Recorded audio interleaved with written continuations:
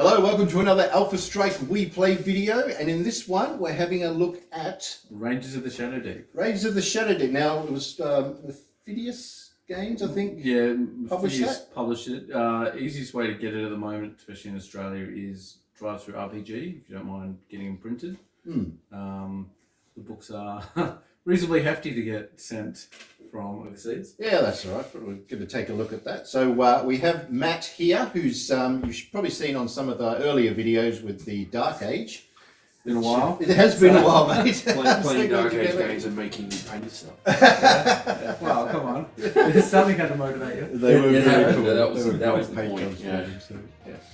So we're going to basically Tarron's going to have a look at this for us. And We're rangering it up. Rangers. So that's your. It's cooperative, so he doesn't have to worry about me hurting. Yeah, I was building this awesome thing to try and take you down, and then it's like, no, we're co-op. Oh, well, it's still good. I mean, yeah. You try and take me down. No. Zombies first. Then you. All right. Okay. Would you like to swoosh, Tarron? Oh yeah. Rangers of the Shadow Deep. Yes.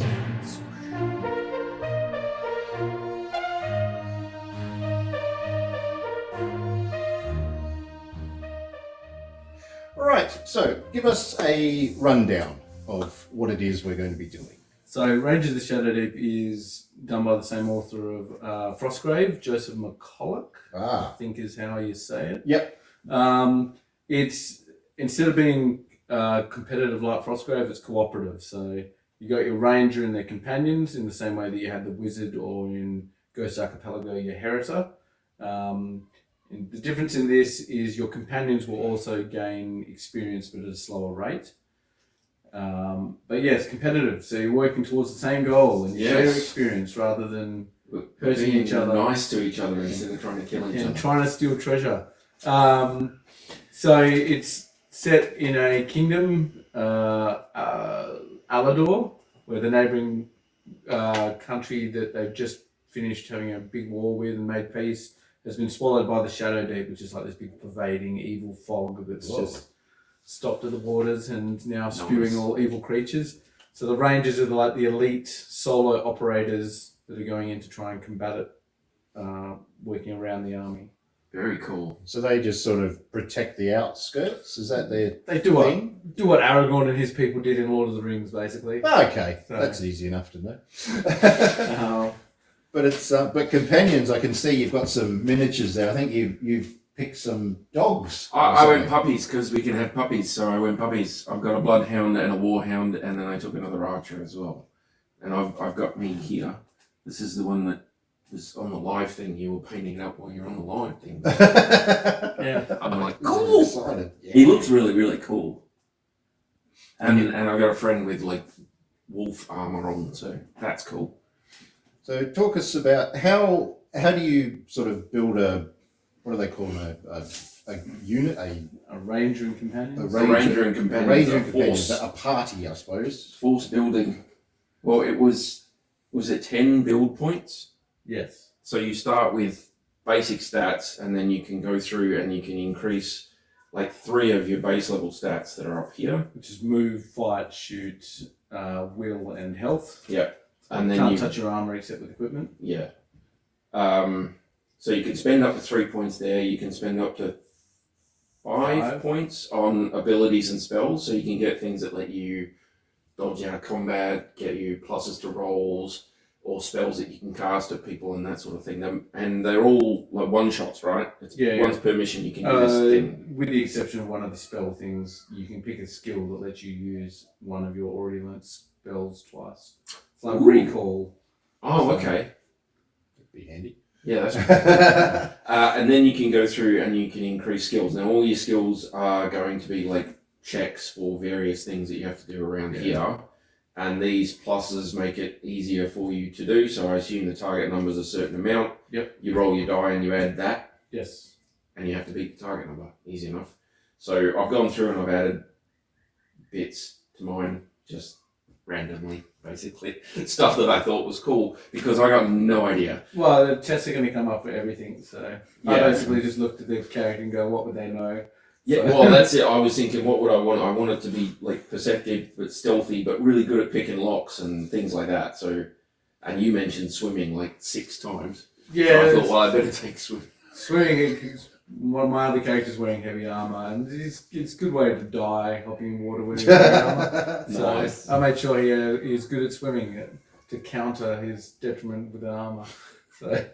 So this is Well, yeah. A bit of an inglorious end, just drowning. That's why I took light armor, because there's no movement penalty. so you said it was co-op, but how many players can actually play in this? Ooh, so the most I've done in a game is 4. Right. That's the most you're allowed to have. Give me a second. That's cool, though. I mean, Well, they've got 4 in here as well, but I imagine you could do more, but just muck around with it to change it. so it adjusts your amount of points that you can put towards companions to take per mission. Yeah, Right. so the more yeah. more players there are, the less companions you get. Yeah. So if you take enough people, you'll probably end up with just just Yeah. ranges. Yeah. Well, at the start, I think it's if you're taking 4 players at your base stats, you're quite literally taking 1 companion each, which is 10 points. So you're taking a dog or a bird or something like cheap. that. Yeah. So So if you go much past 4, you'd probably just be taking a ranger, and that'd be it. Yeah. And that'd be perfectly fine. To and be honest. just bump up to challenge mode, which is an option for all the missions as well. Okay. So It sounds like there's a fair bit of replayability there too, but it is scenario based, right? it is scenario based, but also depending on the event. So we've got 9 potential events that can happen, but only 8 turns, and you're rolling lots of different things, and there's only 6 clue markers. So how everything happens, and with any game, dice rolls always change the outcome. So Okay. All right. So you've set this up. This is the first mission out of the book. Is that right? the missing. The missing. Okay. So what do we do with this mission? Okay, so this mission is the Shadow Deep's just sort of started sending all its evil into the country, and we're trying to track down a veteran ranger. And the trailers led to this deserted village, and we realised something's wrong. Got to the centre of the village, and we hear the moaning and groaning of zombies around us. Well, you've got 4 there, 1 in each. One over there, One over there. Okay. So again, we're not playing challenge mode because we've been kind to Tarron initially, and for time we don't want too many more things to have to do. No.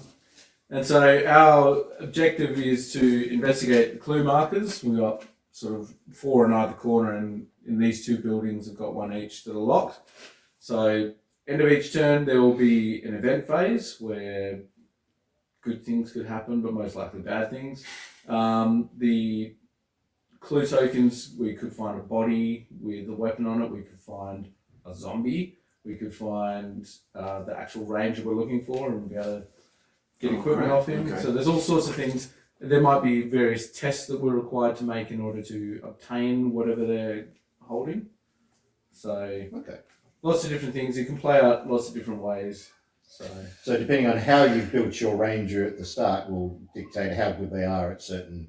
Yeah, so for example, as we were discussing earlier, the dogs can't perform a lot of the tests, but if they discover what it is, and we sent a ranger over there to look at it and they failed their test, then we might not be able to access whatever it is. But if the dog goes over there and finds out what sort of test it is, then it means we can send a ranger or companion that's good at that type of test. Unfortunately, they still may fail. Yeah, but- well, they still may yeah. fail, but if they've got a good Yeah. modifier, then you've got a better chance. Yeah, so if you fail the test, then yes, you've discovered the clue marker, but you might not have got the full benefits from whatever it was. Yeah. So, Okay. Well, that sounds pretty good. So, and this is we've set it up on are all the scenarios a 3 foot by 3 foot? I think the biggest one is 3x3. There are some that are modular, so you'll be going through like a tower, and there'll be 4 rooms that you've got to investigate, and you draw a card to find out what each room is. Again, there's more than 4 possibilities for what each room will be. In the same way that you've got to, from a previous mission, if you found a key, you can quietly get in the door. Otherwise, you've got to try and beat it down. If you make too much noise, then everyone inside's alerted to it. Oh, So it makes it harder for you. So right. the modular room, I think that one might extend a bit further because I think each room is going to make it sort of slightly bigger than 3x3. Okay. All right. Well, we'll start with this one. So, Tarron, you've taken what sort of weapons and equipment and stuff did you decide on? So I upped my move, my fight, and my shoot because they seem sensible. I got myself focus, which gives me +8 to a skill check. I got evade, which gives me a free 1-inch movement in a combat, if I'm in combat, that nobody can hit me with. And then I got steady aim, which gives me a +5 to a shoot skill. I've got a bow, a quiver, a hand weapon, and light armor. Now you only get 6 item slots. Yep. And I've got 4. So yeah, it doesn't leave much room for treasure, but we'll soldier on. I got my archer dude here who has 2 extra slots as well. So hopefully I won't find more than 4 pieces of cool stuff. Yeah. Well, luckily you're not going by yourself, so you're all right. So I've got a healer, an archer, and my ranger, which is similarly equipped, except I've got a shield as well. The model had a shield. Fair enough. Yep. So, my choice of miniature is generally I find something I like and then I'll build the character around that. So, which is cool. Yeah. So your rangers, they advance, they improve, they get better. You get XP. The companions do as well. So if a companion is taken out of action in the mission and they live with their survival roll, they'll gain 1 experience point. Okay. If they survive the mission still standing, they'll get 2. Right. Once they get 10, so minimum 5 missions before a companion will level up, they'll get a minimal stat increase, but still they get improvements. And once they have survived a huge amount of missions, I'll see if I can quickly find it, but it's a lot. They might actually gain a heroic ability or other things. So I can have a heroic bloodhound. That's what you're telling me. Yeah, so if they get a total of 100 progression points, they'll have a second heroic ability, or 50. So 50 you get a heroic ability. So +1 to health at 10, +1 fight or shoot at 20. Holy crap, man, that takes forever. Yeah, so companions, they do level up, but more often they'll either be dead before they reach this. But, I mean, I've got one archer that's managed to get to his level 1. Nice. So, my little dwarf archer with the arrow in his teeth. Oh, cool. Yeah, so, but men-at-arms, no matter which ranger I'm playing them with, don't do well. One's died, one's been crippled, so... It's a tough life. Yeah, men-at-arms, I've decided to stop taking them. Switch to dogs. Yeah, so I've got a healer in this, as I said, to try and cast some heal spells to keep people alive. Okay. Sounds like a plan. So that's a lot of missions, but what do? You just sort of play the same missions a few times? So far my ranger is level 6, and you're not going to get necessarily an entire level by playing a single mission. So my ranger's played 1 mission here and got 46 experience, and he needs 100 or something to level up. So he needs 100 to level up. So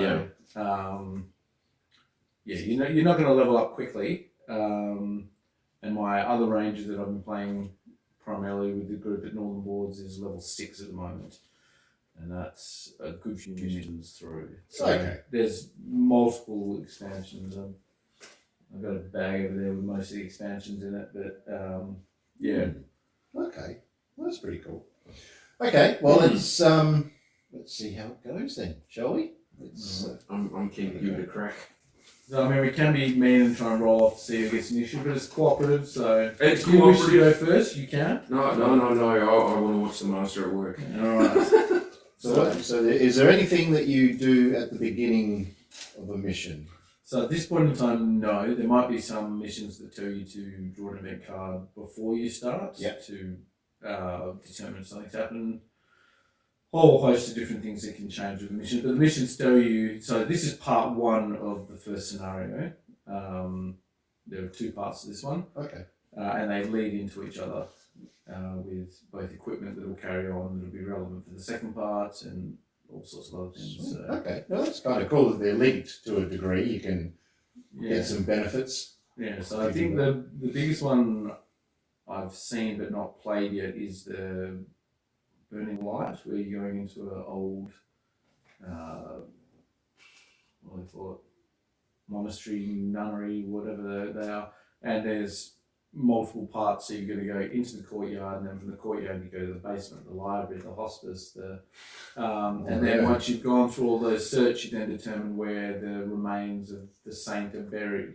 You go back and play that section again, or you may find the clues that lead you to knowing which one that is sooner. So there's about potentially 6, maybe more missions with that one. Sweet. That could be cool. That's pretty cool. And so your injuries will carry over, all those sorts of things. So if you've lost health in the previous mission in Link missions, then that will carry over. Carries over. Yeah. Right. So in this particular case, if one of our guys goes out of action but doesn't die, maybe they'll go into the next mission with less health.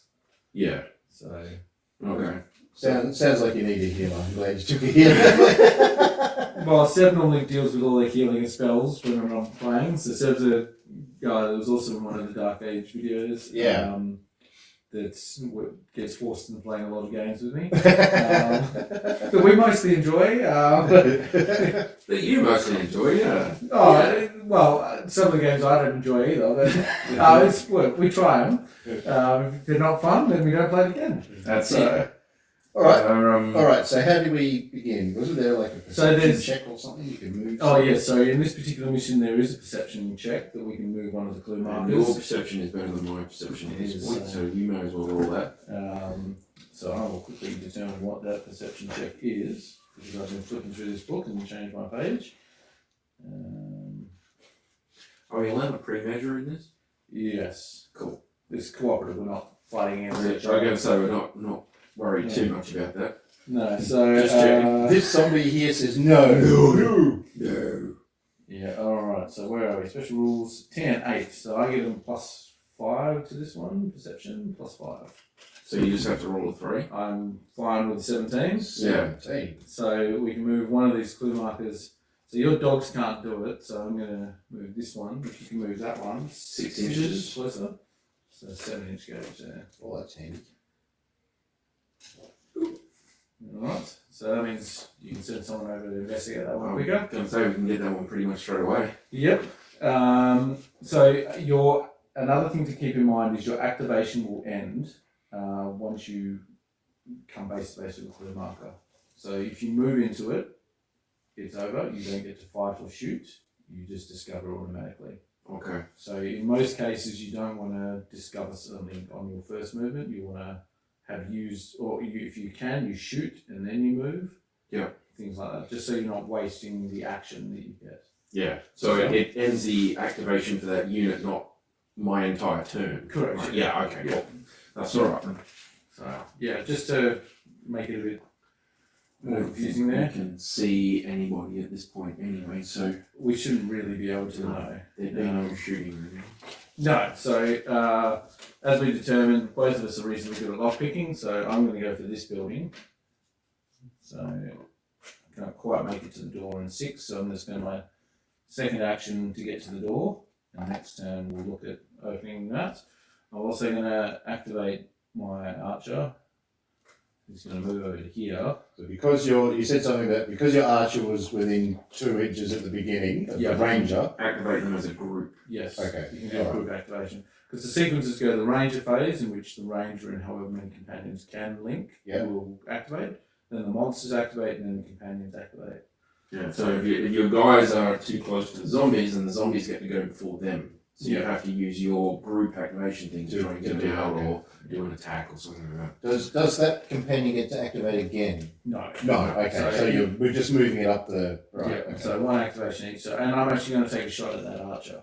So I am fight +2 with an archer, and the zombie. Oh, it's this guy. You can see. Yep. Okay. Now that I've moved, now the zombie is going to get a benefit because I've moved. He's going to get a +1. You're shooting. Yes. Yeah. Okay. So the zombie is normally fight +0, but he's going to be fight +1 because I've moved. Okay. So my shoot +2 to his fight +1.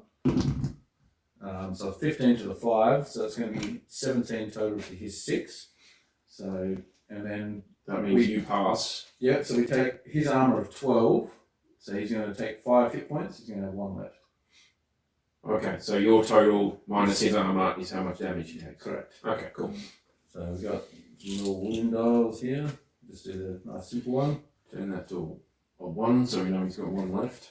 So this number 5 Was is his only roll. for the comparison to see if you hit or not. Yeah. Not Yeah. nothing for damage adjustment or anything. So like once that. you know whether you've hit or not, you You take just that get out it of the and then thing you just and compare that to armor. do that. Right. Okay. That's pretty cool. That's cool. Okay. So that's going to be the end of my activation because I'm not going to activate my healer just yet. Oh, okay. So over to you and however many you're going to activate.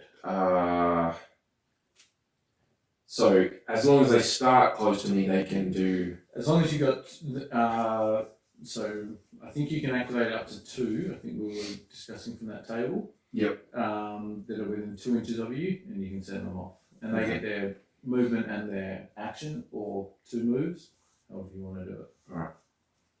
They don't have to stay within 2, though, do they? No, No. so it just means that next time he activates them, they won't be able to group activate unless they're still within 2 at the end of it. Can you move through friendly models? Yes. Okay. Cool. So that's my bloodhound there. So if I activate and then activate the 2 of them that are within 2 inches of me. Yep. So I'm going to activate my bloodhound to go over there. Just onto the corner of that building. So how far does the dog move? 8. So, So he can go another inch up that way. and then he can run another 4 inches if you wanted. Okay. Because remember, the zombies can only move a maximum of 6 if they're moving. So we might move him enough. Just a hay bale there. Now that means with their AI, yeah, so 6 is out of range. So you probably want to be up against the hay bales because there is a mechanic as with Frostgrave that things can snap to you if they're within 1 inch. So Oh, if the okay. zombie moves an inch away from you and then you do a movement, it could potentially run straight into you. Well, he's over an inch away from me. Yep, If so he you're moves fine. to 6. Yep. Which, if nobody else comes into view of him, he will, right? He will go towards you, yes. Yeah. So the other thing is you can actually use that to your benefit. That if you, for example, if a zombie moves towards this archer, my ranger can snap in to add his benefits. So you get bonuses for having multiple people fighting one enemy. Yeah. Now, I'm thinking of taking a shot at this guy with that guy. So if I move him over this way and take a ping that way, With your and then ranger. I'll move the ranger into here. Oh, okay, yep. But remember that building's locked and your ranger has a lockpick skill. So you may want Good to move point. the archer over The to archer, this, yeah. and your ranger move him his 7 inches and then take a shot. Yeah. I'm just wondering if there's likely to be some sort of test that I'd be better at than he would be, but if...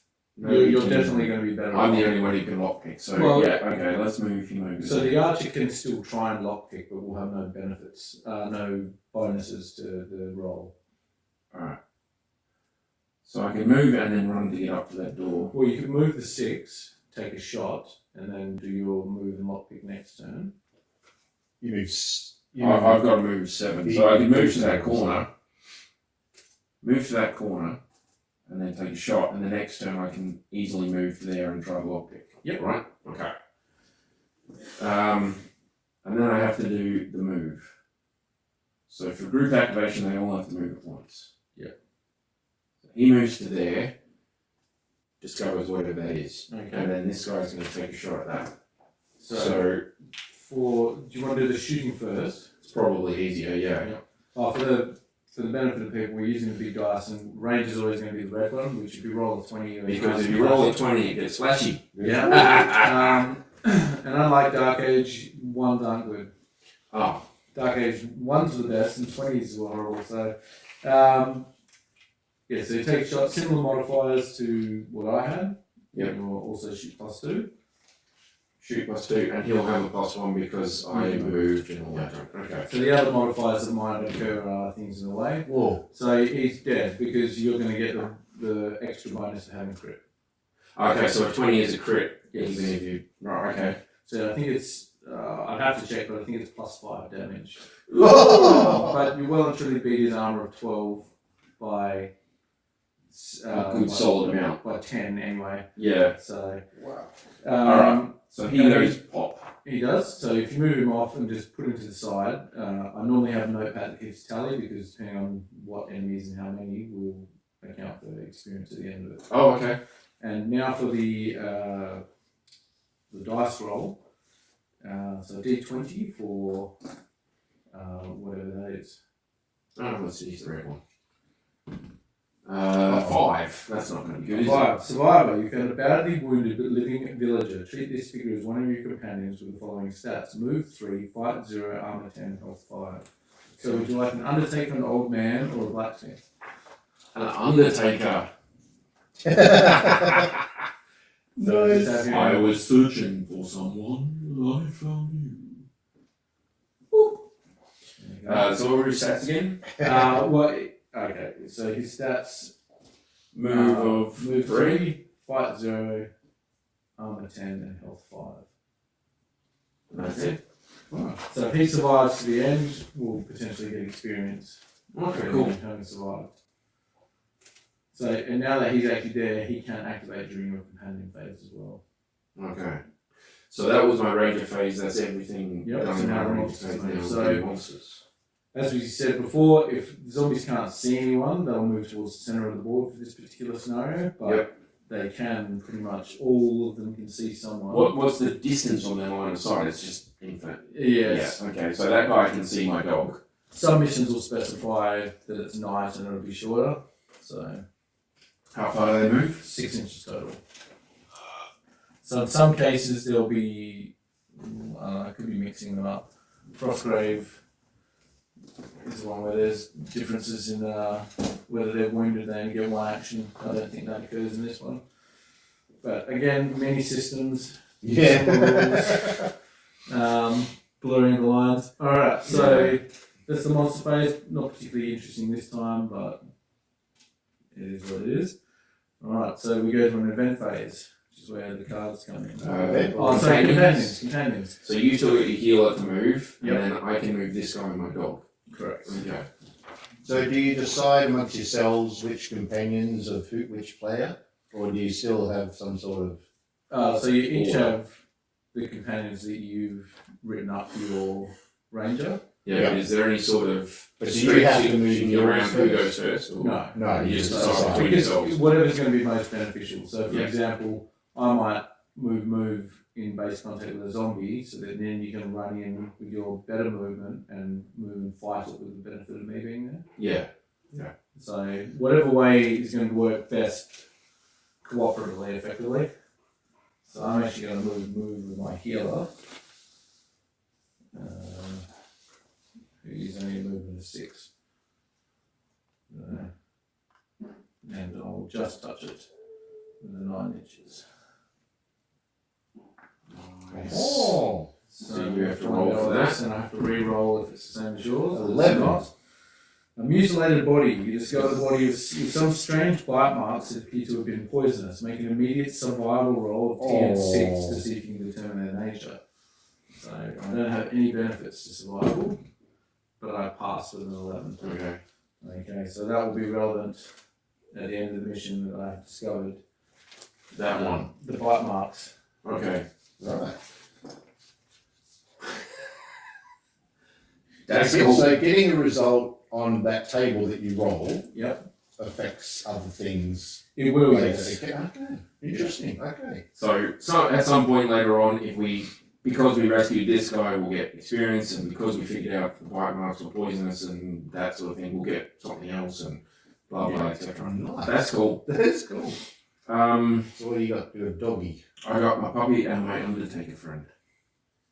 Now, we want to use the Undertaker friend to kite things. He isn't very fast, so I don't think that's a good idea. Yeah, so generally moving into where he can be protected. Where are more zombies coming from? Do they just all spawning from the edges, or we don't know? I'm not going to tell you. No, tell me. Oh, great, okay. I can move through. Because a lot of things are going to be dependent on what the events say. Ah, okay, right. So I might move to the centre of town then, seeing as. So he's only moved 3. Yeah. So I can go 4. 4 and a bit. 4. Yeah, we'll call it 4. Yeah. He doesn't look anything like that wrestler. So at all. So 2 experience for each giant rat or zombie kill. So giant rats can potentially come from places. No. 6 for each clue marker uncovered. 12 for having discovered Amadin's body, 5 if we recover his sword, Nice. 15 if the survivor is found and lives to the end of the scenario, Ooh. 6 if tracks are discovered and their nature is successfully determined, 6 if a mutilated body is discovered and the nature of the bite marks is successfully determined. Oh, yeah, there you go. Cool. That's cool. Getting some XP here, people. Alright, so that's my Warhound. So you can move him to support somebody else. Yeah. That's going to be in combat. So, for example, your archer's not particularly great at fighting in close Fighting. combat. Yeah. So to have them next to each other means that they can gang up on any zombies that come towards them. Yeah. Or to move him next to the civilian to be able to protect him is another option. Well, that's I might go protect and just move With him. that 1 inch Yeah. thing, if they're already in base contact with a model, can they 1 inch shift out? No. No. Okay, so they're going to be free. Yeah, so it's basically whatever is making a movement. If they move within 1 inch, you can snap You can- it. Like an okay. intercept sort of thing. Okay. Okay. So I'm going to keep him grouped up with the Yep. Undertaker, and we'll see if we can't keep him alive till the end, because that's some good experience for us there. Yeah. Yes. Alrighty. So we go to event phases. Yeah. Okay, this is the only thing I'll be doing. I'll be asking lots of questions. So I'll flip this. We have a 4. This is just you can just use a zombie. standard deck, right? Of whatever, just playing cards. That's what you use, right? So a 4, which is a zombie, place a zombie adjacent to one randomly determined clue marker. So at the moment we've only got 1, 2, 3, 4 clue Yeah, markers. the 2 in the houses, and then we've got 2 on the outside still. So do you want to roll a d6? I can do that. And we just discount 5 and a 6, or we'll just go clockwise. I got a 3. 1, 2, 3. So the one in the house I'm going for. Whoa, That's great. no. So you've there. Oh, yep. And just pop the roof off, and So that is locked, you say, it's right? locked at the moment. So he can't get out. He can't, not until, but we want to get in. You want to get in anyway. Yeah. So, yeah. That's lovely. So now next turn potentially the Warhound can run over to the door, ready to intercept the zombie once you unlock it. Yeah. So does he'll stay like where he is, or as soon as Well, he you're doesn't in the door, activate he'll yet attack you? because he's just come on. Okay. So he'll only activate during the last phase. Okay. So. Alright. So event phase over, so we go back to Rangers. So turn 2, right? You're playing 8, right? Correct. I'll keep that. No worries. Alright, so I'm gonna Oh, Tarron's doing it, eh? Good. I've got some. Well, You do that. Both do that. That's all right. okay, so once again I'm gonna activate these 2 together. Yep. And my archer will forfeit his movement and take a shot, and my ranger is going to try and unlock the door. Okay.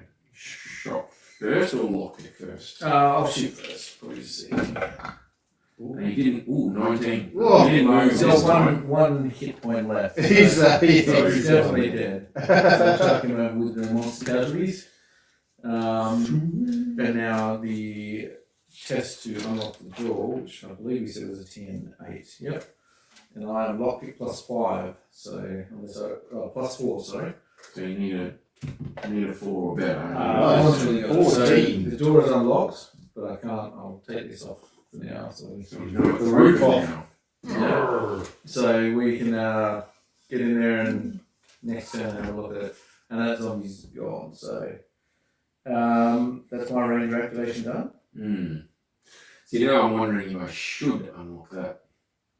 Well, we get experience for killing the zombie, and we get experience for each clue marker, and that clue marker may be the body, Yeah. the sword, and Alright, so I'm probably going to get in the fight because that guy is going to get to move before I get to go away. And he'll Yes. definitely be within 6 inches of me. Yeah. Okay. but you are significantly better at fighting than the zombie is. So let's just hope, and I can always use my evade if I have to. Correct. Alright, so I'm definitely within Yes. 7 inches, so I'm going to go up to there and I'm going to try and pick a lock. I've got a +4 for lock picking. Yep. 11. Because we needed an 8. So I needed an 8. So that one is Take a little roof off that as well. now unlocked. Hello, zombie! Okay, so that's the range phase done, so the zombies will now activate. Yep. So we've got the one in the building. We'll just move him. He's going to move up to me. Yep, and he will fight you. So white dice for the monster and Red for red for me. you. So I've got, Zombie's fight plus 0. I've got +3. Yep. So this was his 1 inch mover. No, so the zombie's got his 4 inches of movement, which he's moved into. And you can move and then attack because you've still got an action after you move. So you move and then attack. So because he was in here and I had to open the door, Yeah. if I hadn't opened the door, he would have just kept pinging around in there for the whole thing. But we have to get to this. So because I opened it, he can now see me. He's moved up to me and now he's attacking me. I got to do this. Yeah, but That's what we're he in. didn't have any companions within 2 inches of him to activate. Ah, So I already have started my range. Yeah. It's because I split up so I can take this dude out and do this. Yeah. Yeah. Sorry, yes. Right. So You're +3 to your roll, and he's nothing. +0, yeah. So I'm still doing one. Oh, that's a 3. Is the evade let you have any rerolls? No, the evade does not allow rerolls. Okay.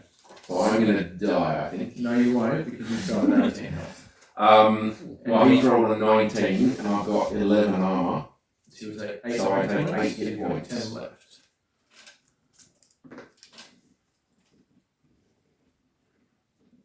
Oh. But now that I'm in combat with someone, next turn I can use my evade to move out, then back off and shoot his brain out before I do anything else. So, Or I can move my dog up. so we have the last 2 zombies that need moved. Oh, yep.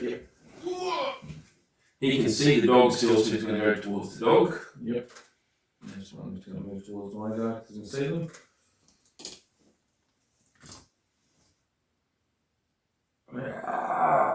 Wow. So now our companions activate. I'll tell you what, on a D20, if you get a huge number difference, that's... Thankfully the monsters can't crit. So even if they roll a 20, they don't get the benefits of having hit you. So I'm going to just, because I'm not used to being the one that heals, I'm just going to double check what my heal spell does. I'll figure out what to do with my dog. Yeah. So an 8-inch move, can I get? Well, you 8 plus your other thing, so at least you can be there to gang up. Yeah. So if I can get that 7 inches there, and then an extra inch puts me up here, but Well, remember you're going to evade out of his combat next turn. I was thinking maybe to get in there and try and combat him now, but I mean, because you're fighting in a doorway. you won't be able to help out, will you? No, but if you evade off, then when he comes to engage you, it'll definitely be beneficial there. Alright. So let's move the Undertaker up his 4. So go measure up the dimensions of your ranger. Good by me. Anything within 6 inches, including the cast enemy, you're getting 5 points of health. Ooh. Right, so let's go 6 to here, and we are just at measure that probably.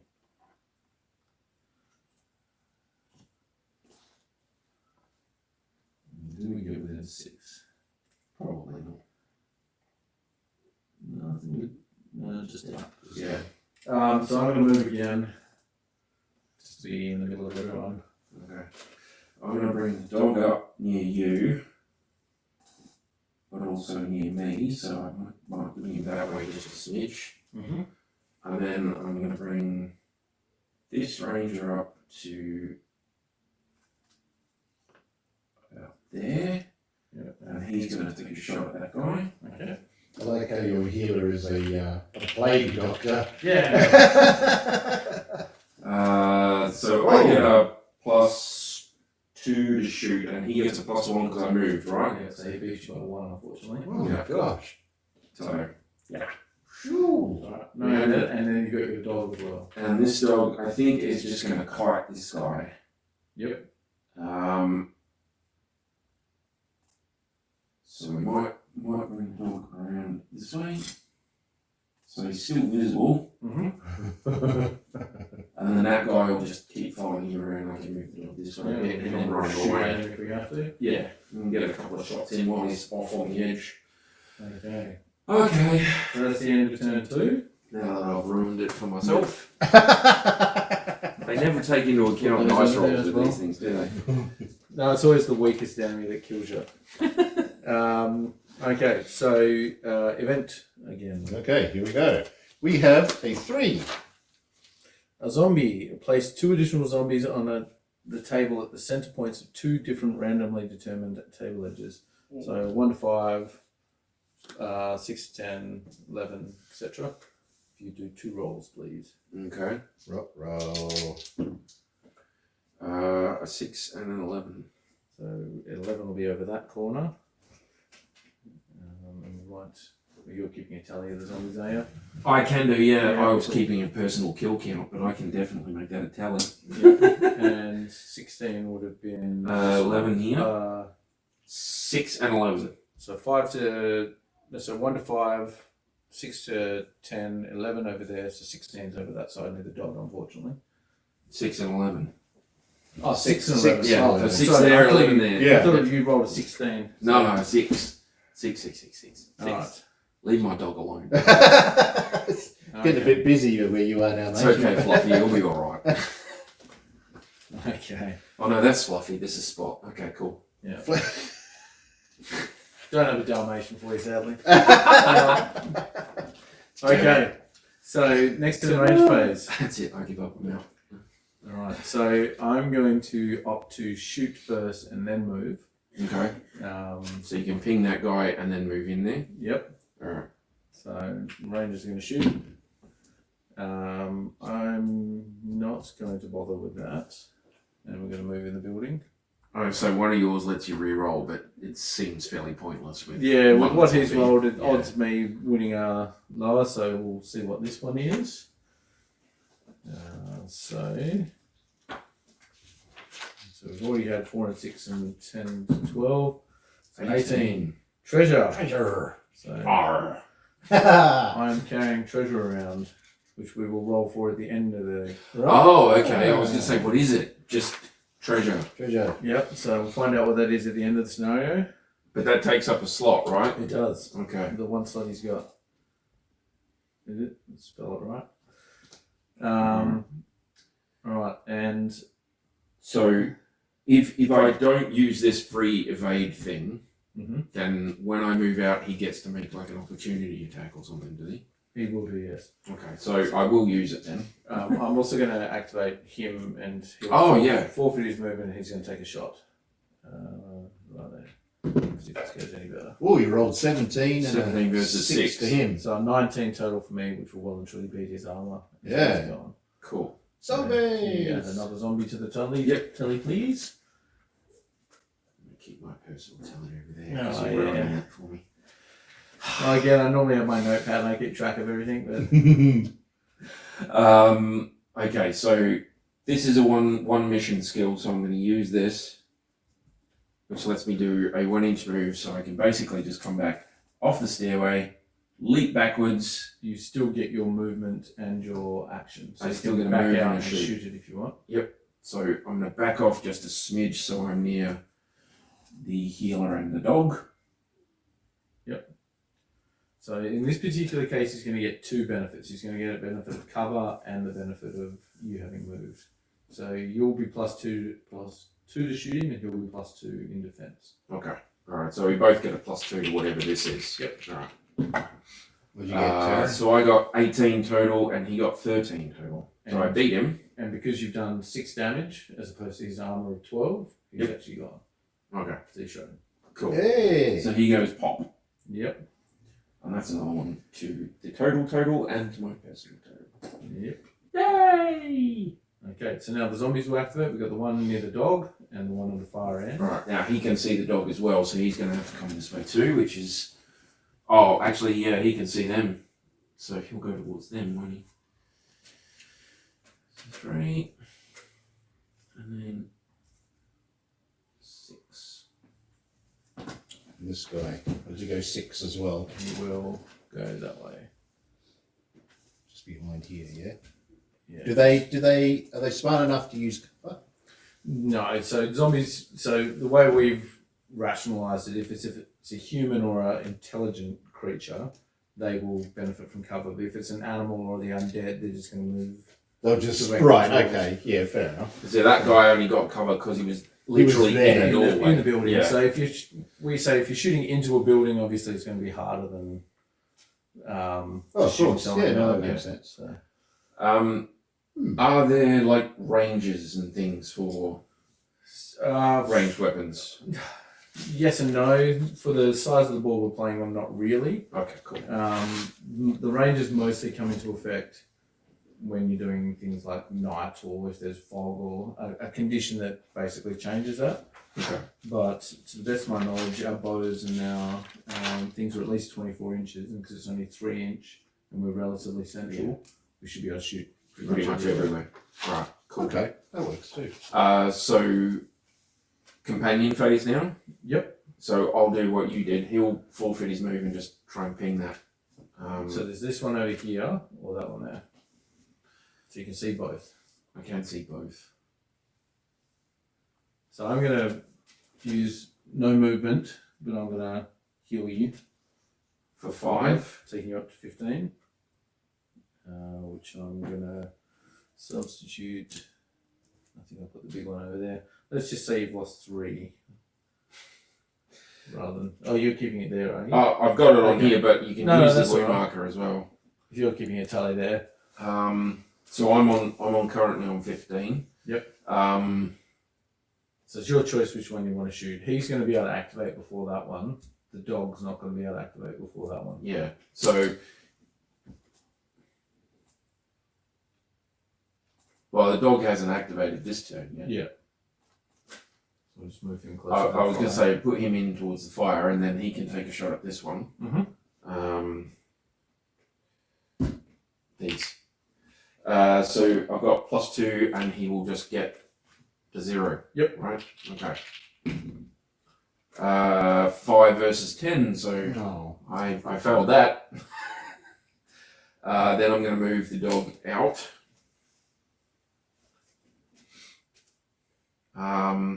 Actually, I may as well move the dog towards us because, well, he moved towards the closest thing. Yes. Okay. All right. So as long as I keep the dog 6 inches or more, or 7 inches or more away from him. So I'm going to move him to there. Mhm. And he is closer than that one, Yep. which means the zombie will move towards him. Nice. So we just say proximity is going to override their target place, basically. Yeah. We're going to go for the easy meal. I think that Warhound's probably better off Staying where it is. where he is at the moment, to be honest. You can go and engage that zombie, but it's not a lot of sense doing it just yet. He's there within 1 inch of all 3 of us, so those are all like an inch apart there, so that he can help anybody there. Yep. So I think I'll keep him there. Did you want to do anything else with anybody? I've just healed you, so that was... And that's it. So, yep. So next phase. All right. The event. We have an 8. Terra, the Uh-oh. hero with the lowest will stat on the table must make an immediate will roll, TN16, or be overcome by fear. If the figure fails, they may not activate next turn. Oh. If more than one figure ties for the lowest will stat, all eligible figures Oh. must make the roll. So we're looking at our will and what pluses we are. Well, my dogs are both at -2. So both of your dogs are probably going to have to roll. My archers are +1, and I've got a +4. So I assume your dudes all have at least a +1 or 2. They do, It yes. says the hero though. So heroes are basically any... Okay. Yeah. So if it'll specify range or companion, but heroes encompasses all of Is those. everything. Okay. Okay. Oh, no, So the geez. dogs have to make a check. Yeah. So both of them TN16 at -2. So they need to roll an 18 plus. So they're not going to be doing anything next turn. Oh, there you go. There's an 18. Hey! So the Warhound's okay. Let's see if the Bloodhound moves. No. Ah. So he has to stay put. Yes. Okay. Let's put that there. Remind me, guys. Alright. Okay, so that was the end. So we go on to turn 4, Yep. And ranges. and the Rangers start. Alright. So Do you want to come out of there and see if you can get a? I'm gonna probably just go try and fight him. Well, actually, I don't think you're within 2 of your archer. no. are you? I'm I'm going to move out and be next to my archer, so I can move a total of 7. So 2 will get me out, another 2, 6 will put me there. So I'm going to walk around to here so that when he comes in, we can both jump on him. And I'm going to take a shot at him with my bow. So again, I'll be a minus. So he'll get a +1 because I moved. Oh, 4 versus 5. Okay, Wow. I will hand of fate this one, which is Yeah. why once again reroll. Oh, 20. It started 20. flashing, so I got flashing the side. 20 versus 4. Yeah, so I've popped his head. Basically, He's blown him done. up. Yeah. So another one for the Good group tally. tally. That's my Russia activation. bus, he says, that I found. Yes. Boom. Put that back on now that I'm not in there. And nothing in there. I'm having Tarron's problem now. Can't line it up. Can't There line we it up go. properly. In case anyone's curious, most of this terrain is 3D printed from free files or otherwise. Yeah, they look good, don't they? I think a Very couple of More these colour to ones them, so that are, would be cool. these are done with a 3D pen and these ones are from Loot, I think. Oh, yeah. I was lucky this one 'cause it's got the axe left in it. Yeah, the guy that's been chained to it died. So. I'm kind of digging the fungus on that one. Yeah. actually. Yeah. It's pretty cool. So we think it's better to take the guy out or better to move to that clue marker? It's probably better to get to the clue marker, right? Well, I would say try and go this way and then shoot that one, Mm. and then start moving your way around that way because you can take the dog with you. That guy can't reach my healer, and I've got my archer as well. Yeah. Your archer. So if you take your dog and you to that corner, or as close as you can get to that zombie where you can both snap on him when he comes at you. Yeah. I should be able to get a shot off too. Yeah, I can move out far enough that I can get one on the sight. So we'll move up to here and we'll move the puppy up. Yeah, well, that extra movement that you paid for has Come on, Fluffy. been really good. Yeah. Right, any game movement is a big thing. I am going to try and shoot that dude, yeah, but he gets the +1 for me moving. Yep. So I'm adding 2 and he's adding 1. Well, So 17, so he's got 1 health left. okay. Ah! Same as that one I shot earlier. Yeah. Okay, so he's got 1 shot left. And I moved my puppy up with me, so Fluffy's next to me in case I get a combat thing happening. Yep. All good. Okay. Alright, so now it's companion monsters. Yes. So Okay. this one's going to move towards my healer. And I think I'm actually closer than... Yeah. So I've drawn him off there because I'm actually technically closer than the other puppy. Oh, there's still that one in the building as well, which we forgot about. No, we killed the one in the building. No, the treasure. thing. Well, that's what I was saying. Do you want Oh, me to go sorry. up there and do I that? thought You you sent were- me over here instead. I thought I we were figured talking you were going to move this guy in. I can, yes. So he'll go 6 towards me. Yep. So companions. So I've got my archer and healer. I'm going to skirt around this guy. Just making sure we stay 2, 4, 6. 2, 3 should get me in there. And next to it. And we'll quickly find out what that is. 3. 3, the body of Aventine. Excellent. So we found him. An armory roll. So I don't get any bonuses to this. So I want a 6+. 16. All right. Yeah. So we have found his sword. It's magical. He gets +1 fight. Can be used by by this figure for the rest of the scenario. Nice. But I can also hand that off to somebody else. But at the end of the scenario, you must be returned to the king's armory. Okay. So +1 fight, that's pretty handy though. yes, but But not for a healer, it's not. oh well, I mean, Might get ambushed, you know. could be worse. Could be a lot worse. And I'll have the archer. I'm going to start moving towards this clue marker, I think. No, it's more important that I kill him. You shuffle back this way and take a shot, and you do both. Well, I want to protect this guy as well. Yeah, but I mean, if you come back to about here and shoot at him, then you're near the marker and also shooting. Yeah, I want to protect this guy though, because he's currently the closest. I mean, hopefully that guy won't survive till next turn, but so again he'll be a The plus. Undertaker hasn't moved yet, has he? No. So 17 versus whatever you get. Okay. Yeah, so 12, so no good. No. That's alright, and that's the end of mine. So your dog can't activate. No, he's Go to terrified. Archer and the Undertaker. So the Undertaker may as well just move to the other side of the fire like the screaming little girl he is. I'd still keep him within an inch of Somebody, yep, Yep, okay. just in case. And then move this guy. Well, you can stay still. You're in a relatively good spot just to take a shot without any hindrance. Yeah. Do you want me to get within an inch of you so that I'm not... Oh, you can do, yeah? And we Yeah. can fight together? So if I come over here, then I get him a +1, but I'm within an inch of you, so we get the bonus for fighting. Yep, the +2. And Uh, it's dead. 22 versus an 11. Wow. So another one for your personal count. Tally, and another one on the tally. Zombies. Boop. Yay. I've killed half so far. Doing well. Doggy can't move, but next turn he can. So I think that's everybody, eh? Yep. Right. All right. We have 9.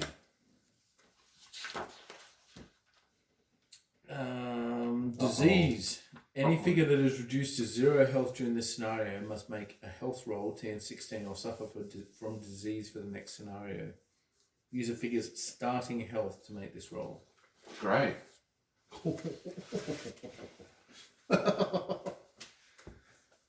You're doing all right so far. Yep. He doesn't want to get hit by another zombie. No. Well, you're going first, so that's okay. So what's that turn? Turn 5 now. 5 now. Okay. The other way to keep track is just how many cards we've I was going to Yeah, say that's it's true. one for every turn, one card for every turn, so it's not a big deal. So this is 8 to here. And I'll go another 3 and 2.5. It's not quite there. That's my activation. Your ranger and dog. So I can just shoot that guy and then move out, eh? You can, but another way that you're going to get higher numbers, but he could potentially hurt you back, is if you move into him with both your ranger and your dog. Yep. Because the dog is fight plus what? +1 for the warhound. So he'd be fight plus 3. Total, yeah, plus my 3, so we're looking at like +6. So you could be plus 5 with a friend. Mm. Nice. But then I wouldn't be able to keep moving, would I? No, because you will have moved into him. No. So if I can shoot him now and do 1 point of damage, then I can freely move my 7 inches. Yep. Yeah. Yeah. Considering you only have to do 1, if you I only got to hit him. You could also move the dog into him to after, so that he can't snap into him. yeah, that's true. And I could always move this dog up as well afterwards to get a bonus too. All right, well let's shoot him and see if we can make that happen. What do you get? Oh, God, 6 to 18. no. Not even close. So now what you can do is you can move into base to base with him, and then move your dog in and fight with the dog. Yeah. So we'll move. We'll go to. Remember, he's going to snap into you. So if you move the dog first directly, and Yeah, then that's the way. can Go all the move way around. behind. Because you can't move now. I can move. Yeah, But he can't. So you He can can't. move around and support the dog, and then the dog can fight.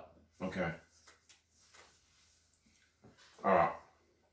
So the dog is currently plus 3. So he gets a +3, and they get what is it? +0. 0. Oh, it's a 0. Okay. Oh! Whoa! So thankfully, you've actually beaten him. But that, yeah, because they can't crit. Wow. Yeah. So You're taking I've got 20. a 22 altogether. Yeah. So I beat him by 2 points. Yes. God. Otherwise, the dog would have been making a disease roll. Yeah. Oh, yeah. All right, but it definitely does more than 1 point. Yeah. So Fluffy just ripped his face off. So I'm going to put that. Pretty sure there. that one's already missing his face, but yeah. Pretty much, yeah. He is too. Yeah. Look at that. Okay, so that's my ranger activated and activated the dog with him.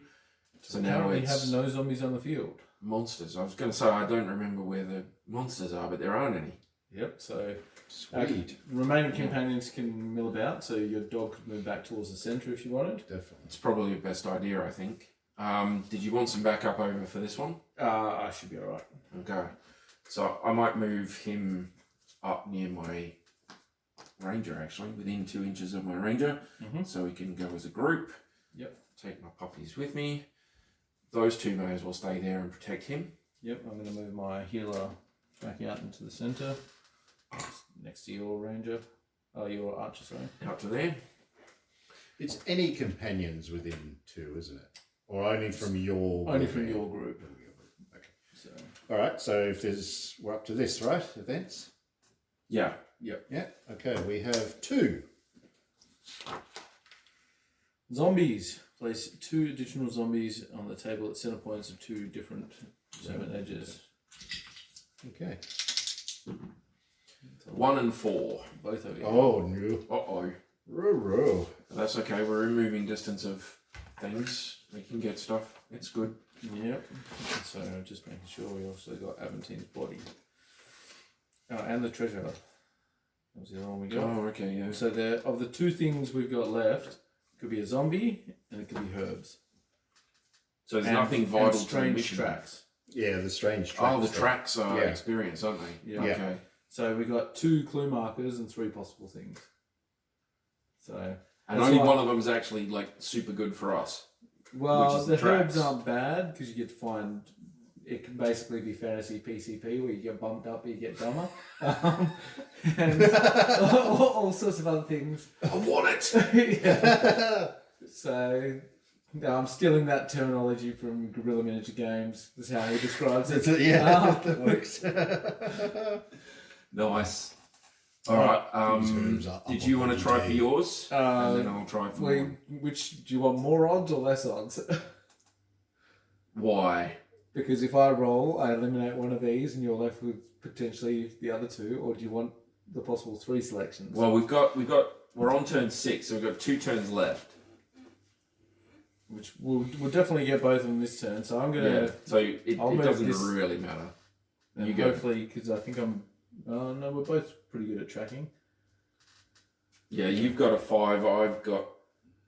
No, I definitely want to. I Get didn't the tracking take up. tracking. I took the bloodhound instead. The bloodhound's got a +5. Okay, tracking. so the bloodhound will just say if it's base to base with you.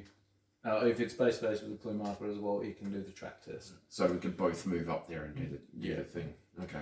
What was I looking for? All right, let's just see. 8. 8. Well, strange tracks. There we go. Nice. So, problem solved. So I need to make a track roll of 10 plus 6, and I'm +5 to it. So, Boom. Nice. Done. so we got the tracks as well. All right. That's good. So the zombies will come towards me, but that's not bad because they'll make themselves visible to the archers in the middle. Is there any point doing that clue marker? We get points for the clue markers that are done, right? You get herbs you want. And you also get points for having killed an extra zombie. Alright. So if you move all 3 of your guys over there, Yeah. So let's you won't be able to activate, but if it's a zombie, then you're just going to be able to mob it. both of them can get to contact with that, and this guy can be within an inch of both of them. Yep. So I'm going to move him up to there, move him up to there, and move Fluffy in behind to back us up. So made this easier. Let's just roll d6. 1 to 3, it's this one. 4 to 6 is that one. Okay. I got a 5. Zombie. It's a zombie. So we take that out and replace it with a zombie? Yep. And your other dog hasn't done its second move yet, has it? Your warhound. No, he just did a move. So he can snap in or walk around and you're fighting now with a +4 to whoever you fight. Yeah. Now the zombie will fight whoever the lowest health is, which will be one of the dogs. Because they've only got 8. The bloodhound's at 6. And so we'll fight the bloodhound. The bloodhound will be +4, plus whatever his native benefits are. Unless it's my ranger's turn, so my ranger can kill him. The ranger's turn would have activated when he base to base with the plumber. Oh, it ends, doesn't it? Okay. Yeah. Yep. And I can't use my... So the warhound can attack him? Well, the warhound's on its second move. So he doesn't have an action left? No. Okay. But it means that defensively you're now going to get Better. Yeah. Okay. Cool. Okay, so on monsters. So you can do your combat while I move these guys over towards me. Alright. So it's going to fight the bloodhound. Yep. Who is fight +0. +0, yep. So you're going to get +4 though, to his +0. So I get a +4, he gets plus nothing. I got a 10, he got a 13, so he beat me. So you'll take 3. 3 points because my armor is 10. Yep. And you'll have how many left? 3. That. Oh, I've got one here. There we go. So my bloodhound's got a scratch. Alright. Poor little guy. So with this one, if the zombie is attacking, all you're doing is trying to prevent damage. You're not doing damage back. You can. So the difference is right. Okay, yeah. So it's slightly if he different. beats me, then he does damage. If I beat him, I do damage. You do damage, to him. right? Yeah. Okay, yeah, that works well. I just roll crap. That's all. So, once this fires, you can bring the dog back into the middle and I'll heal it up with my second spell. we'll both come back and you can give me 3 points and him 3 points and we'll be fine. But as long as you're not made unconscious, we'll call it unconscious, you'll get your full health. If you're unconscious, then you'll come back with limited health. Okay. And that also could be dependent on scenario. So one of my archers is going to take a shot at this guy. Yep. And you can shoot at the other one if you wish. We'll see if yours hits. I hit, but I don't do anything. No damage. Alright, so I'm going to shoot at the one nearest to me. Again, you don't hit. 14, no, so I missed. Wow. Should we move the Undertaker to the other side? I think we'll just leave him there for now. Okay. And then because as I run back, we can also still keep shooting him. Okay. Cool. That is it then. Yep, so we've discovered all the clue markers. We got 2 turns left. Yeah, we're on turn 6. This will be once we've done the event thing, it'll be turn 7. Yep. Here we go then. 6. Giant rats. Whoa! Place 2 giant rats on the table adjacent to 2 randomly determined buildings. If possible, these rats should be placed out of line of sight of any heroes. If it's not possible, place them as close to a hero as possible. So, We've got 5 and a 20. So 1 to 4 So to 8. 4, 8, 12, 16, 20. Yeah. Yep, so 2 Once dice. use this one. We've got a 16 and 11. So what, that 16. So one there, one there. Out of line of sight if possible. If possible. That'll be able to see your guys. So I don't think it's possible. No. So it'll have to be as close to a hero as possible. So probably closest to On your this guy. corner here. Ruh-roh. And then And here. that one. So can be Other side. Yeah. That's out of line of sight. Yep. So the rats are in play. Alright. So we're on turn 7. We are. So easy one for you. So you can choose to just activate your ranger Yeah. and then attack the rat with the dogs during the companion phase, or activate all of them and then potentially run the dogs at the rat if you kill it with the ranger. Yeah. So if I choose to activate all 3 of them at once, use the ranger to kill the zombie, and then the 2 dogs. At the the 2 rat. dogs both move to the rat and try and kill it. Cool. That's an option. I'm going to move. Dependent on dice rolls. That's it, yeah. I'm going to move to here and shoot that one. I think. Do your shot. Nope. No, not even. Alright, so I'm going to activate them as a group. The ranger's going to try and cut the zombie down. Mm-hmm. So fight 3. 5 with the friend. No, you're going to be plus 4. It'll be plus 7 Yeah. with 2 companions, right? Yeah, yeah. So we should. Yes. Yes. Oh, yeah. All right. So with a 26, I'm pretty sure he goes pop. Yeah. You still actually have your movement, so you can move in base to base and then send both the dogs in as well. Okay. So yeah, we might do that. We might move up to there. So he's going to snap to you, so you'll actually be at the closest point. So to there. Yeah. And then the dogs will be able to circle round because they've got the extra movement. Not sure I want to take the bloodhound. But Well, I you will. don't have to because he is vulnerable. Well, And it will fight the bloodhound. it will fight the bloodhound, won't it? So no, I'll leave the bloodhound behind. I'll activate him. Well, you afterwards. can run the bloodhound towards the centre. You can activate him Oh now. yeah, so I Do don't it. actually have to put him in the fight, do I? No. So He can just he can't snap to me No, now, he's can he? already Because he's engaged. engaged. Right, so So you move. move to there, and then we can move another half. So he'll get to about there. Run for its spot. We got this. Okay. Alright. To the safety of the fire. Alright, so unfortunately, the rats move a bit quicker than zombies. So, where are we going, rats? They move 6, so he's going to move 9 total. Ooh. So this rat will well and truly be able to engage my archer. Oh, I've got a +3 with my warhound at the moment, so that's approximately 9. We can't see, so he's going to probably go for me, which is unfortunate. Because this zombie's also going to be able to move. You're score 4. uh-oh, Yeah. And then this zombie will move but not be able to. do anything. So they have used it. They can't fight me yet, but they have. Okay, I'm gonna try and kill this rat first. Well, the rat's going to try and kill you. 'Cause No, it's his still turn. my ranger move. You be. Oh, sorry. Yes, the dog. Yeah. Sorry, go on. So the dog's attacking. He's got a +1, +2 for me, so +3 overall. Yeah. Sorry, I'm jumping ahead. And the rat is just a 0, or does he have a I 1? think the rat has a +1 if I recall. No 0. 0? But if he does kill you, you get diseased. Yeah. We got that already anyway. Oh, So you are +3 and he's so +0, so it's a 18, draw. 18. So you both take damage in melee. Oh. Seriously? Yeah. Draw. So That's going to kill my dog. he's dead, and so is the dog. So Because I've only got 8 health on the warhound and Oh. 10 armour. That's 18. Oh. So the rat and the dog are both down. Wow. No, So Fluffy! the dog will have to roll the disease table to see if it is diseased at the end of the game. Okay. Oh, fluffy. But another rat down. Or sorry, another enemy down. Well, that sucks. But you've got your. Well, I'm thing there.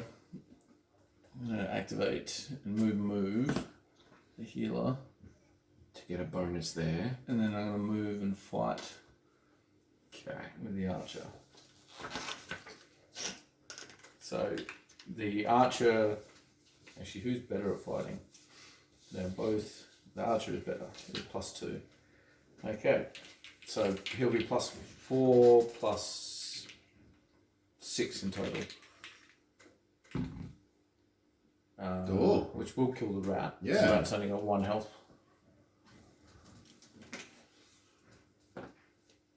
Okay, so that's my companion phase. Your archer could potentially move and shoot Oh. the zombie. Do you want me to shoot? Can you shoot into melee combat? You can shoot this one, but you'd have to move first. Okay. If I move in here, will that help you, or I wouldn't bother at this point in time. just try and shoot this guy? Yeah. Okay. So let's move him to here. Yep. So I'm within an inch of our companion dude, our rescue dude. Yep. And we'll try for a shot at him. So I'm at +2, he's at +1. Yeah, so 16 to 15. So you've done 4 damage. 4 and damage. He's got 2 left. I haven't got one anymore. That's right. Well, this took a nasty turn off quickly. Yeah, I was going to say, you started out pretty good. Fluffy got mauled by a rat. They do Disease get rat. into things, don't they? Yeah. We already had disease anyway, so Yeah. Alright, so event. Okay. And this will 7. then be our last turn. Collapse. One of the building determined randomly collapses. Okay.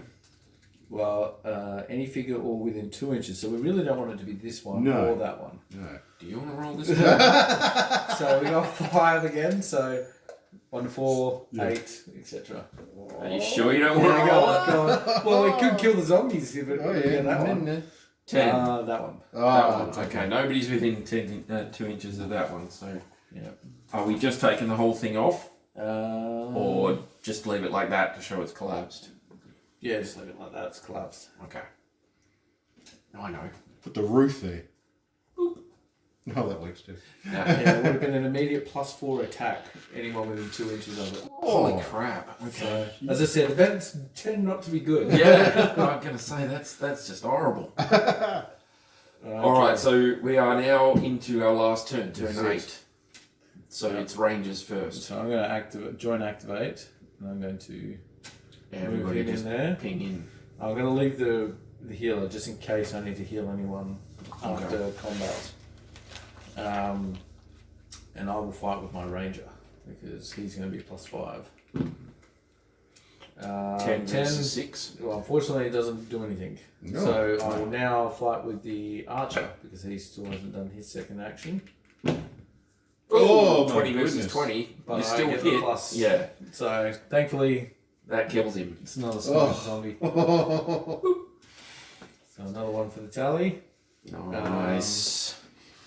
And your ranger? Now I should be able to get a spot where I can see him from here. Eh? Not really. Okay, so let's go 7 inches and then that way to that edge. Just about there. Yep. And face the correct direction. Point with the sword. See if we can't ping that dude from here. So do models block a line of sight? Do they do? They do cause a hindrance, yes. So Okay.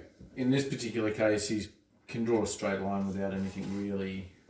So if any part of the bases are in the way at any part, it causes a problem.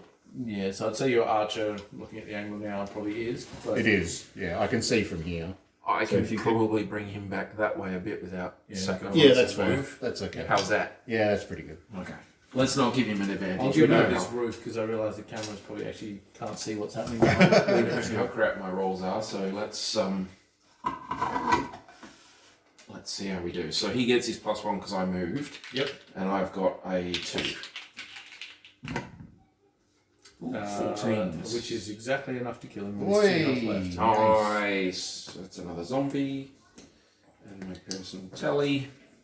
Alright, well, because there are no monsters on the table, and unless that event is something horrible, I'm not going to bother with my companions. Okay. Should we maybe move them centrally anyway, or?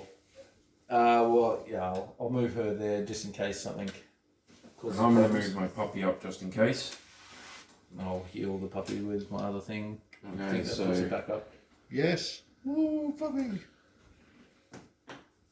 what's the range on that? 6 inches. Oh yeah, way out. Okay. All right, so the bloodhound's back up to full health. All right, I think we're good. You ready? Flip that last one. It's 5. Giant rat. As near to a hero as it can while still being in contact with the building.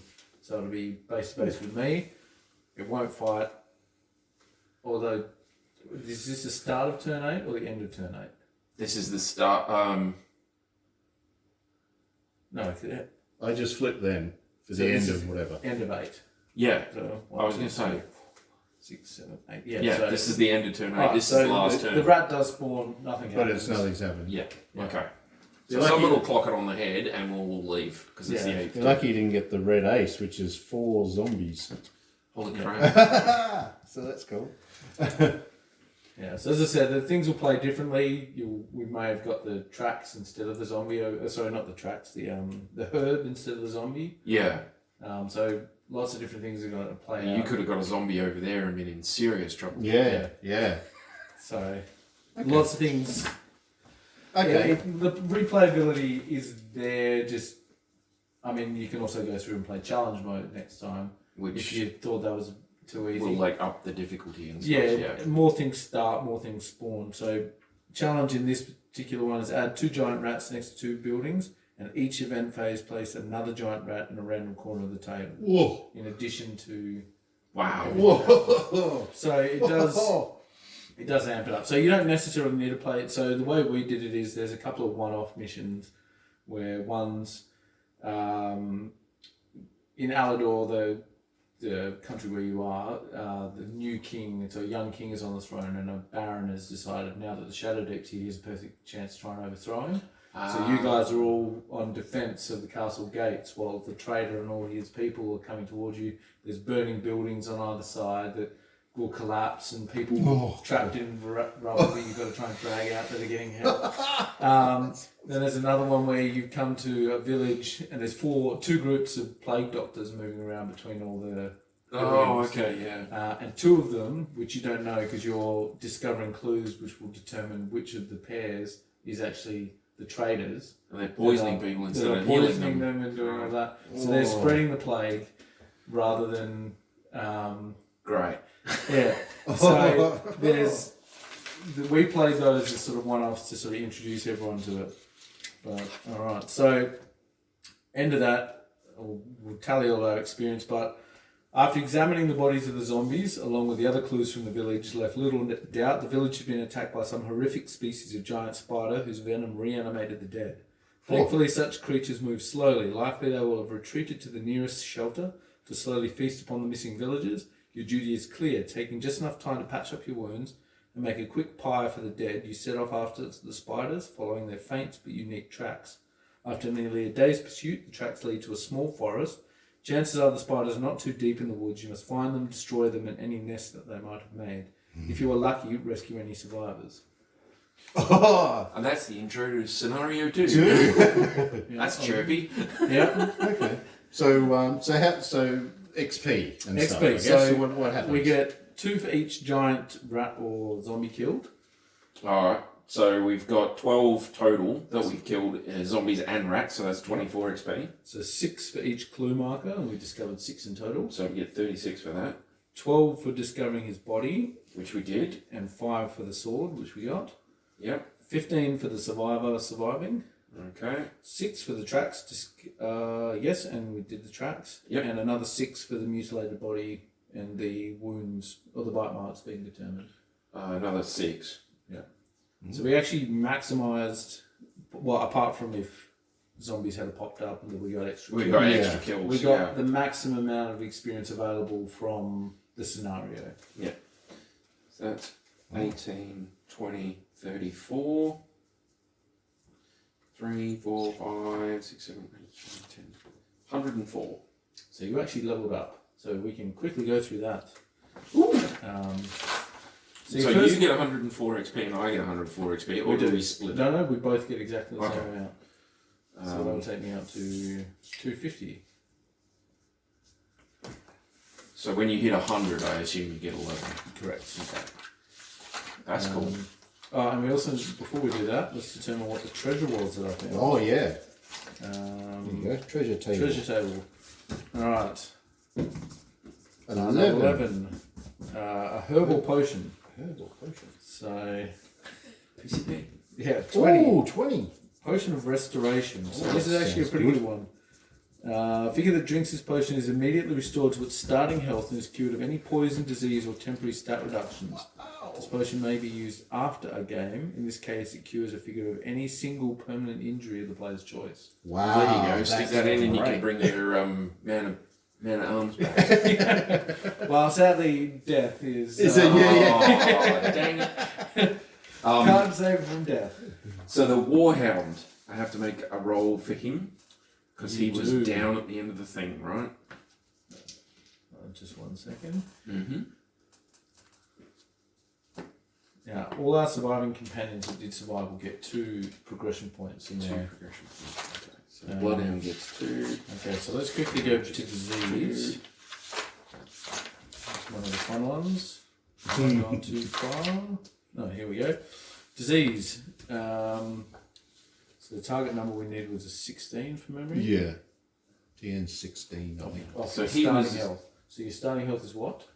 8. 8. So you're going to need 16 dice plus 16. So dice plus 8 is going to beat 16. So I got to roll at least an 8. Yep.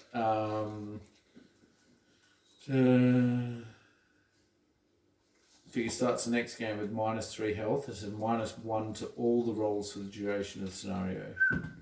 So yes, you are diseased. Oh, what did you roll, So- Tarron? 1, is One. it? I can't see. Okay, so yeah, you're diseased. So let's put disease there. So he gets a -1 to everything basically. Yeah, all his rolls for the next mission, or it's basically to the end of the scenario. So All rolls -1. yeah, Okay. and -3 health for the next mission. So he Oh, starts wow. at 5. So yeah, the Be rats very are careful. not fun. Yeah. Weak, but they cause lots of problems. Okay, so as I said, everyone that survived will get +2. The dog that went diseased will get 1. He only gets 1. I was Because he's gonna still say. alive, but there. Right. Okay. So that's scenario 1. Tarron, give us your opinion on I how like it. it's good, is it? Yeah. I I like like the combat system. It's Yeah. quite elegant. It's simple. And that's what you want, is just one roll that lets you know not only what you've done, like whether you've hit or missed, but also gives you the damage and the amount of stuff you've done and all of that sort of thing. It gives it all in one roll. Yes. You don't need a boatload of dice, you just need 2 different colours and you can do the whole thing. I like that. And being D20, you've got a huge range of result numbers Yes, as well. I love having a huge range of dice. It's great. Which is partly why I've got Hand of Fate, and for my other range, it's got what is it? Basically, that's in parry. Yeah, parry is the skill. Oh, so So it lets if you he like, loses- adjust their roll or something. No, if I lose, I can apply the parry roll and add +8 to whatever my thing is too. But then I can't actually hurt them if I beat them. I just negate what they did to me. Oh, that's handy. Okay, So- That's yeah. cool. That's very handy. For me, I put- forgot my +5 to shooting, actually, so... Well, it was a one-off thing, so Yeah. you would have had to choose where you used it. Yeah. I mean, for the most part, we killed what our rangers shot at without needing to use that. Basically, yeah. So ones like steady aim are really relevant where you got the missions where there's like, for example, the Knoll Shaman in this that you want to drop quickly before he animates the flesh golem. Oh, great, yeah. No, that So- would... So a +5 you got- there is pretty Yeah, good. so +5 and I'm going to shoot that shaman in the eye. Because that will also increase your damage. So Yes. it's like that +5 goes onto the roll along with the +2 for shooting. So you got a +7, Yes. and that all adds up, and then your armor comes off that. So you've always got that extra damage that's happening. That's Yeah. really, really good. I like that. So that's you sort of sniping the boss or the thing that's buffing other people. That's Yeah. where you would use that skill. Go on To for take the on headshot rats and thing. zombies. It's not really necessary, no. Yeah, so I mean, I was toying with using the Hand of Fate at all there, but yes, it did do what I wanted it to, but still, Yeah. in this sort of mission, it's not necessary you do it. No, but once per mission means that you can pick and choose in a given scenario and just go, okay, so I need that particular thing to happen. I'll use this, and that'll do it. So I've got with my other one, I've got Frenzied Attack where I'll get, I think it's +5 or +8 to the combat. Yeah. So I'll just charge my hero in, use that +8. If I stuff it, I then use Hand of Fate as well, just to make sure I can alpha strike that. Just make sure you bring him down. Yeah. That's nice. I like it. It's very cool. I like that. This is Frostgrave, but like Yeah, co-op. again, I there's like no it. set miniatures, but I think North Star does do miniatures for it, because as they do with all the Yeah. Frostgrave stuff. Yeah, but Reaper miniatures have heaps Well, as well. There's probably heaps there on the site. She's Reaper. This is Zombicide. Yeah. I can't remember if that's a print or not. These guys are Relic Blade. That's a print from Loot's Years. A lot of these are prints. This is a Scorpion, Black Scorpion. This is a spider from the Resident Evil game. Oh yeah. So That's there's, cool. Yeah.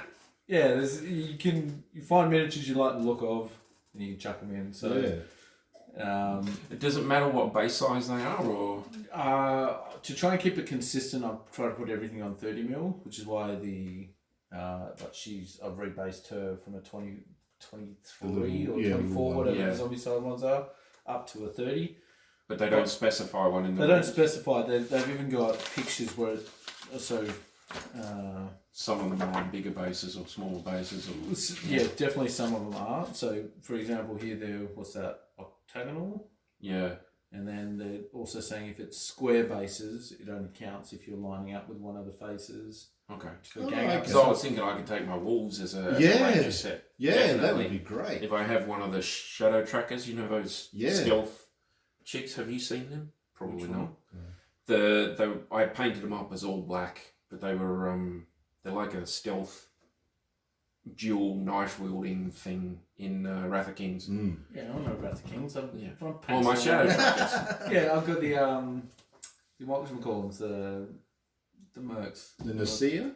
No, for the Goritzi, the mercenaries. Oh yeah. With all their bows and their knives. Damn and it. swords. Yeah, the name escapes me at the moment, but I've got those guys. I know in the there. ones. I've also got a couple of the other Wrath of Kings models in there that sort of suit. So, yeah.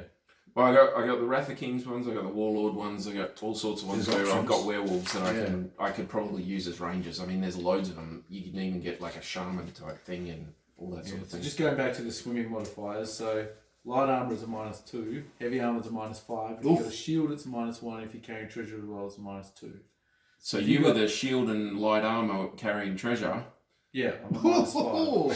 So my other guy who's straight off -5 because he's wearing heavy armor, and in one of the scenarios, whatever you fail the roll by is how much health you lose. Oh, holy crap. So his +5 basically just negates the heavy armor. That's insane. So that's why I said to you, drowning is like, it's not the way you want to go. As we're making characters, he's mentioned swimming like 6 times. I'm like, right, I'm putting it. Swim. Yeah, so, but again, movement in any sort of game like this in Frostgrave or anything, Frostgrave especially for trying to get those treasures. And again, if you do play Frostgrave, you've got all the miniatures you need to play this game. Yeah, that's true. The enemies don't necessarily have to be the ones in the book. So I know, again, Ash from Guerrilla Miniature Games uses kobolds instead of gnolls. Yeah, because whatever. Yeah, it doesn't matter. You can have some small representation of something and give it the rat stat line. Yeah. Just go, well, that's the rats. Yeah, you don't have to have centipede, or instead of a giant hounds, you could centipede or have something. like drakes or some other animal that. Yeah. It just, as long as it's got the same stat line, it doesn't really matter what you're doing with it. So I could take one of my shadow trackers or from Warlord or something from Wrath of Kings with some wolves. Yeah. And just go, well, those are my... Yeah, pack do sort of thing. And like I said, in one of the expansions, you can have monkeys, otters, tigers, whatever else, bears that you want with you. Which is cool. So you can have like the Beastmaster from the movie with just all, what does he have? Like a hawk, tiger, wolf, and a... I can't remember. There's some heavy lifter in there. This is a bear? I think he's a bear. It's been a while since I watched it. I was like 14 last time I watched it. That was over 100 years ago. Yeah, so there's... but that's really cool. I really like that. I like that system. That's great. a very good system. Yeah. And stringing those scenarios along and getting that progression, I love that. So I used to like Necromunda and all of those things. With that progression thing. Yeah. Well, again, one of the other ones that I really enjoy playing is Last Day Zombie Apocalypse. So it's a group of survivors. You're competing for the resources. You got to build up your shelter. And at the end of each scenario, depending on how many wounded people you had, as opposed to how many people you've got guarding your fence line, you might get overrun and have to leave all your supplies behind and find a new place. And your people can die, but basically, again, so that one was written by Ash from Guerrilla Miniature. Yeah, that's a good fun one as well, because it's shooting the close combat, and every time you shoot with a weapon that's not silenced, you're generating noise, which means you're increasing the chances of more zombies coming onto the field. Yeah.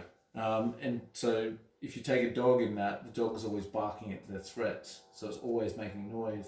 So you could run that dog around to the other guy's side of the board, barking its head off. So all the zombies come on their side. I like that. Yeah, so you could have like a huge heavy machine gun blasting away, but that's going to have zombies swarming behind him. Yeah. So, and you've also got to make ammo checks. So Oh my god. the more you shoot, the more likely you are to run out of ammo and then have to reload, which is costing you actions. Zombies, Wow. zombies are just fun in all sorts of games. Yeah. Zombies are baseline. Right. I like that. That's Yeah. that's really, really cool. It is cool. And he has sent out an expansion where you get all the special zombies like what are those other The exploders and the runners and Yeah, all that sort all of those stuff. ones. Yeah, So- all the standard ones. There we go. Very All right, cool, man. Thanks for showing us that, man. That's really nice. cool. Yeah, cheers So, for the game, man. if you guys have played this before or played something similar or whatever, let us know how it went and give us some pointers. Give Tarron some pointers as well. Where should he go with his ranger? What sort of steps and sort of increases and things like that? But Also, we will be continuing to play this at Northern Boards in Wangara. But again, if the manuals, the rule books, are all downloadable from Drive-Thru RPG. I think some other places might do them. And I just printed them off, bound them, and good to go. off So you go. It doesn't cost you much to do that, does No. it? No. And the rule books themselves don't cost a heap. So I got the deluxe rule book because it's got the extra scenario burning light, which is that one I was talking about with the cathedral. And yeah, everything from there. You got conjurers. You got the evil dark root with all his vines coming ripping through the floor, chasing you. So it's like it's got an Here- extra expansion. Here we go. So you got the yeah, 1, the 2, content, 3, yeah. 4, 5, 6, 7, 8 potentially. Eight Or scenario 9 maps. once you determine where the. Wow. That's So a big linking mission that you'll be finding people that help you outside of your other group, yeah. as you go along to sort of outweigh the potential losses and That's very cool. yeah, the health continuing on between the missions where you might have less health for whatever reason. So that's one for later on. So it'll actually tell you what they're designed for. So this is designed for 5 to level 15 ranges. yeah. Okay. So So you got a while yet, Tarron. yeah, So so we did work right on this it. first one, but yeah. and all the missions have that. All the books will say what they recommend your ranger's level to be at. So obviously, the closer you get to 15, you're going to want to be using the challenge mode for all those, and then Yeah. level 5, you're going to be getting through by the skin of your teeth, sort of thing. Yeah. Well, that's cool. It gives you a bit of flexibility when you play the scenarios too, which Yeah, is good. and I again, like that. when you're going through the roof in the convent, the dormitory in the convent, you got all the rotting floorboards, so you might need your acrobatic skill. Yeah, well, I put a couple of points in there. So so there's all the skills here. There's nothing that isn't irrelevant. It just depends on which mission you're doing to when it becomes relevant. What you necessarily end up, like, you might have to make a random check or flip a card or something like that Yeah. to get that particular check that you have to do. Yeah, and as we said, you can compensate by the skills your ranger doesn't have by which companions you take. So you could take a thief if you're not very good at sneaking and lockpicking. You can take the knight if you're not very good at armory and close combat and all those sorts of things. So Very, very, Very cool, cool. man. I like it. I like it. All right, so yes, if you enjoyed this video, consider subscribing, and that way you will know what's going on when we drop a new video. Yeah. We say it every video, don't we? But you got to do it. Yeah, oh, you That's got the to. thing. That's the thing. All right. I've subscribed. Me too, funnily enough. Okay. Thank you. You for onto the internet? I don't have a channel, but I'm on. He's on one. Dear, oh dear. Okay. All good. Thank you. See you next time. Bye, guys.